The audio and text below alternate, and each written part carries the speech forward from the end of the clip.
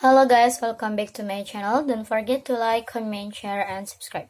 US Senate votes to amend Global 30 to curb climate warming gas.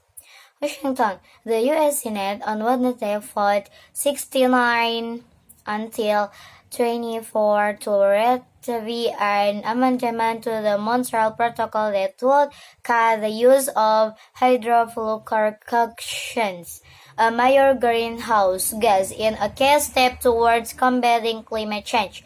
The so-called Kigali Amendment calls for the pass-down of HFC gases used in heating, ventilation, air conditioning, and refrigerations that are significantly more potent than carbon dioxide in contributing to global warming. This is a win-win in our fight against climate change and will go a long way to battle raising global temperatures while also creating tens of thousands of good-paying American jobs, Senate Majority Leader Chuck Schumer said on Wednesday.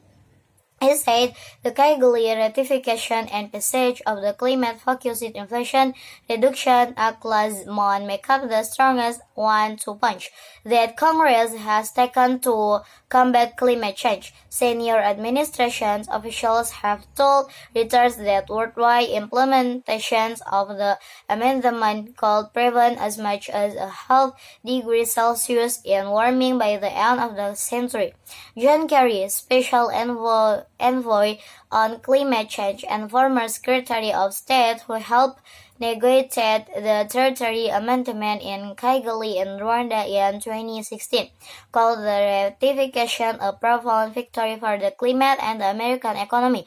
The amendment includes specific targets and timetables to replace HFC with climate-friendly alternatives and restricts countries that have ratified the Montreal Protocol and its amendment from trading in controlled substance with states that haven't ratified.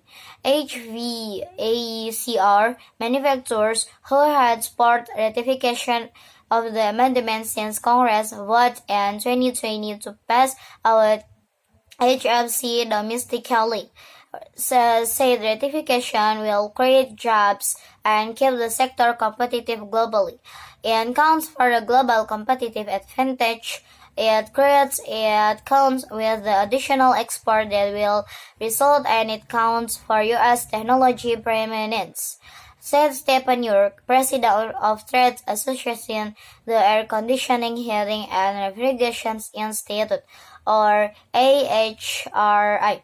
Durward Zilk, president of the Institute for Governance and Sustainable Development that has worked on phasing out HFC, said the amendment can provide an example for other more contentious global climate negotiations. When you line up business goals with environmental goals, you can get bipartisan support at home and also support globally for stronger multilateralism, he said.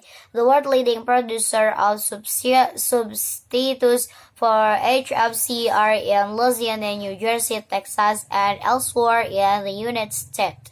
The world's fastest growing markets for refrigerators and air conditioners are overseas.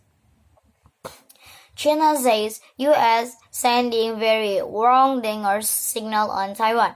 The United States is sending very wrong dingers signal on Taiwan, and the more rampant Taiwan independence activities are, the less likely a peaceful settlement will be.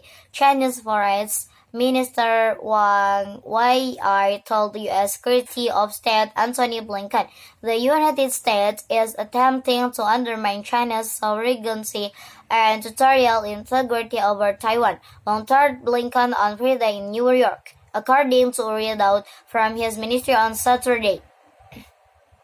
Since September was bad,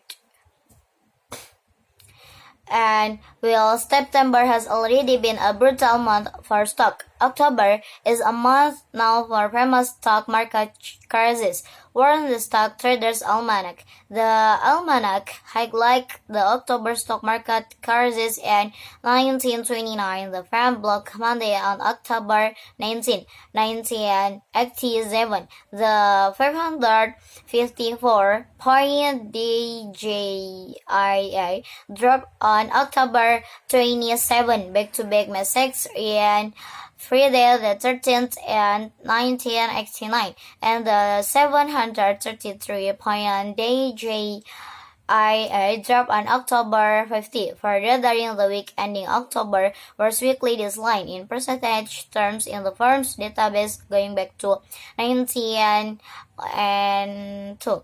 The term October phobia has been used to describe the phenomenon of major market drops occurring during the month.